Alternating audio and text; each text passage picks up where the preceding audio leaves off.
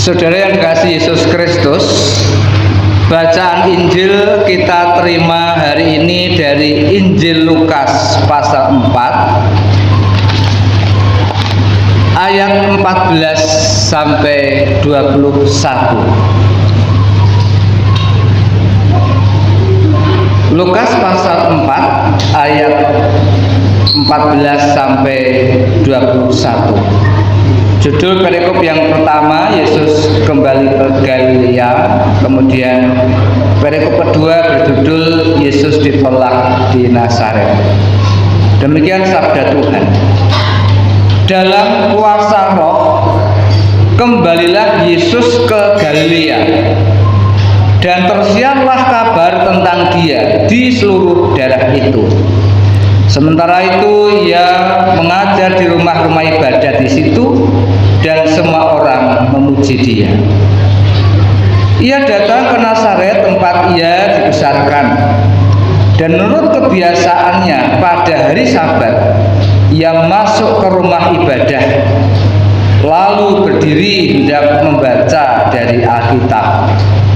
Kepadanya diberikan kitab Nabi Yesaya, dan setelah dibukanya ia menemukan nas di mana ada tertulis, Roh Tuhan ada padaku, oleh sebab ia telah mengurapi aku untuk menyampaikan kabar baik kepada orang-orang miskin, dan ia telah mengutus aku untuk memberitakan pembebasan kepada orang-orang tawanan dan penglihatan bagi orang-orang buta, untuk membebaskan orang-orang yang tertindas, untuk memberitakan tahun rahmat Tuhan telah datang. Kemudian ia menutup kitab itu, memberikannya kembali kepada pejabat, lalu duduk, dan mata semua orang dalam rumah ibadat itu tertuju padanya. Lalu ia mulai mengajar mereka, katanya, pada hari ini genaplah nas ini sewaktu kamu mendengarnya. Demikian bunyi sabda firman Tuhan. Yang berbahagia ialah mereka yang mendengarkan sabda Tuhan dan memeliharanya. Haleluya, amin. Saya ucapkan selamat pagi Bapak Ibu, saudara semuanya. Anak-anak, selamat pagi. Ya, meriah ya hari ini ya. Besok Minggu tunggu dari kelompok 1. Hari ini memang temanya tentang kabar baik atau menerima kabar baik. Kabar yang baik.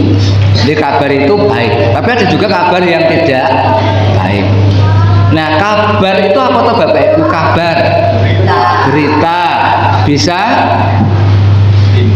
info, bisa keadaan, bisa situasi.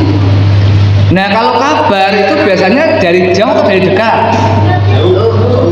Mari, kabar itu biasanya dari jauh atau dari dekat? Jauh ya. Jadi kalau ada tetangga ngomong begini, kabar tetangga saya di sebelah bagaimana ya? Itu bagaimana penilaian jenengan? Kok sampai tetangganya tanya kabar tetangganya? Berarti apa? Berarti memang hubungannya jauh. Kalau hubungannya dekat, tidak perlu bertanya kabar tetangganya. Betul tidak? Wong yang ujung selatan sama ujung utara aja tahu kabarnya, itu kalau hubungannya dekat. Tapi kalau persoalannya hubungannya jauh, pasti nggak tahu kabarnya. Gambarannya ibaratnya, maaf dikata itu kata teman saya, hanya berbatasan tembok, tetangganya itu mengalami entah sakit atau apa, sampai tetangga sebelah tidak tahu. Berarti hubungannya itu jauh ya. Seandainya ini seorang petani, apa yang biasanya dianggap itu kabar datang, kabar baik, apa Bapak Ibu? Seorang petani itu kan ada kabar. Nah, biasanya apa yang sering dianggap sebagai kabar yang baik? Panen kan contoh sudah ada panen. Oh, berarti harga, ada info tentang harga jagung hari ini dibeli kering dengan harga 5.000 atau 6.000. Ya, itu kabar yang baik. Tetapi ketika panen sudah menumpuk, sudah diselepe, sudah dipepe, sudah garing cering, mendengar kabar yang tidak baik apa misalnya? Hari ini gudang penuh, tidak menerima apa itu jagung kering, dan kalau dipaksa dibeli, dijual harganya cuma 2.000 misalnya. Itu kabar yang tidak baik kan? Ya kan? Sekarang lagi bapak ibu saudara orang tua yang punya keluarga dari jauh, entah karena merantau, karena mungkin bekerja atau bertugas, biasanya kabar yang diterima baik seperti apa?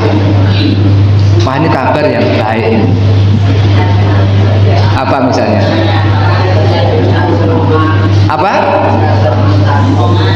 Oh, ada berita mungkin lewat video call atau lewat WA atau lewat surat ya. Cucunya sudah lahir dengan selamat, laki-laki dengan baik tanpa operasi dan sebagainya. Itu kan sebuah kabar yang baik. Itu akan membuat orang kemudian menjadi bersukacita karena kabar itu kabar yang baik. Tetapi maaf kata, ini kata teman saya, punya keluarga jauh dan itu kan terpisah jauh, dan ada kabar yang tidak baik, apa kira bapak ibu? Pernah mendengar kabar kalau misalnya sakit, sudah jauh tempatnya, terpencil tempatnya, mau ke sana juga sulit medannya, transportasinya tidak 1-2 kali. Lek seperti apa, lek kepiye kondisine? Padahal jauh dari orang tua, boleh kepiye, rumah sakitnya jauh, itu kan kabar yang tidak baik. Nah, yang mendengar kabar yang bisa dilakukan hanya apa bapak ibu? Hanya piye-piye kan, berdoa maksimal, mau nolong ya kepiye dan sebagainya. Itu membuat orang tua menjadi khawatir, bahkan bisa-bisa jadi ikut sakit, betul, karena mendengar kabar yang tidak baik. Jadi bapak ibu, yang terakhir ini, ternyata efek sebuah kabar itu besar. Saya ulangi ya, efek sebuah kabar itu besar. Maka karena efek sebuah kabar itu besar, kalau jenengan punya kabar, apakah semua harus dibuka di keluarga atau tunggu saat yang tepat?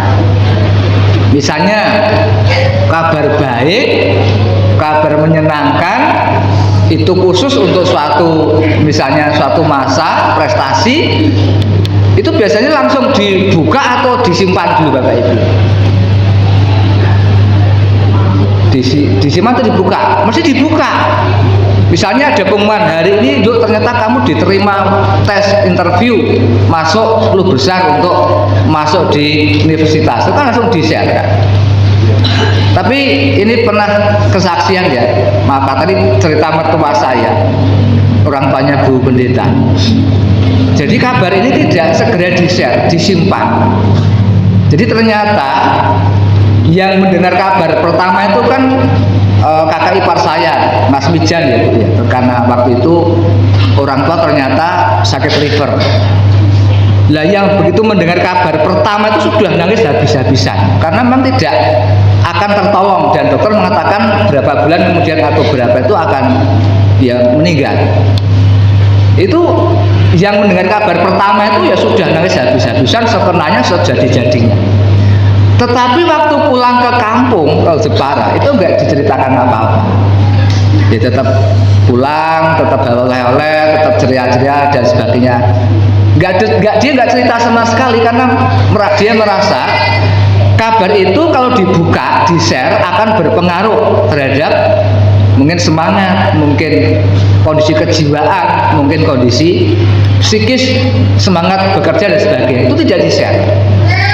Nah begitu ayah mertua saya meninggal, itu cerita di saya, semua menangis, kaget.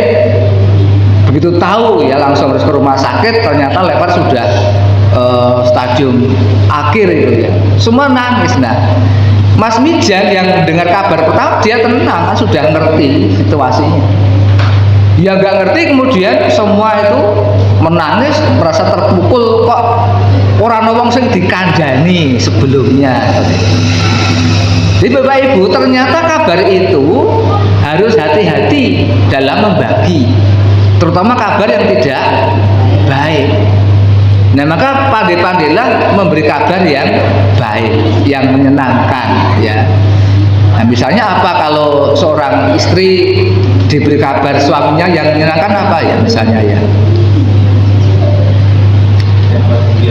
Apa? Dapat undian mobil. yang realistis saja lah misalnya ya.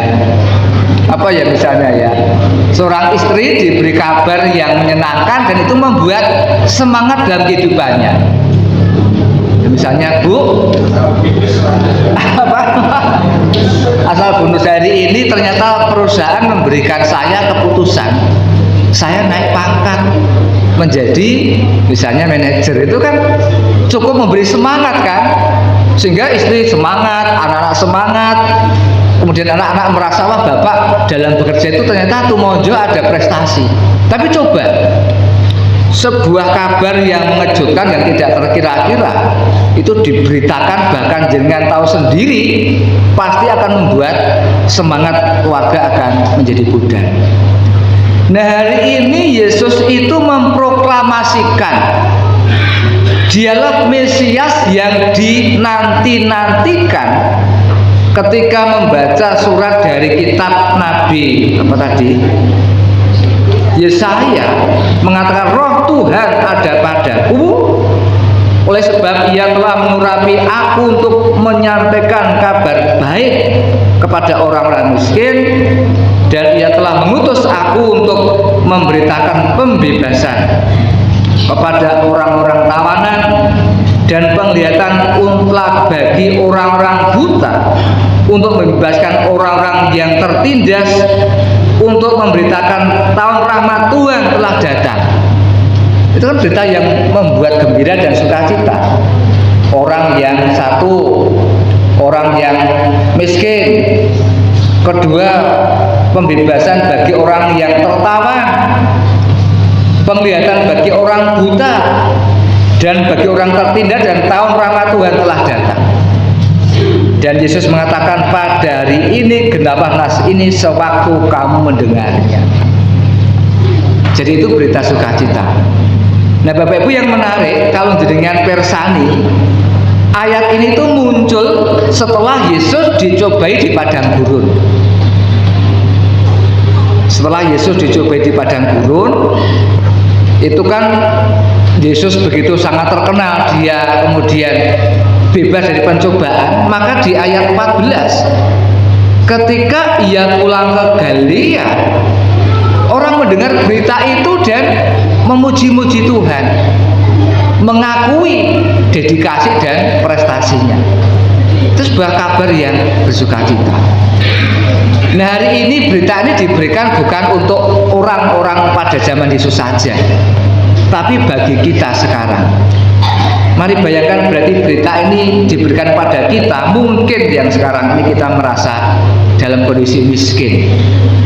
Ya tidak harus miskin harta benda barangkali, tapi miskin hati, miskin iman, apalagi miskin kepekaan, miskin kepedulian misalnya.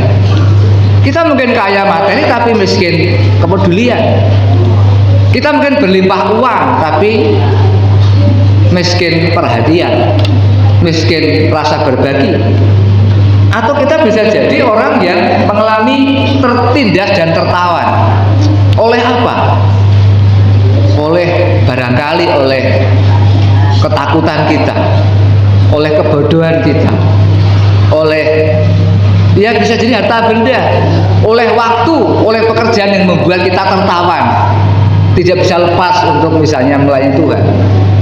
Atau bisa jadi yang terakhir kita malah menjadi orang-orang yang maaf buta. Bukan buta mata fisik tapi buta hati. Nah, sehingga kita butuhkan tahun rahmat pembebasan dari Tuhan. Inilah Bapak Ibu berita yang kita terima hari ini, berita sukacita, berita gembira. Maka mari kita terima, kita syukuri sebagai anugerah Tuhan yang besar, membuat hidup kita berubah, bersemangat dan semakin taat pada Tuhan. Kiranya Tuhan berkati kita semua. Amin.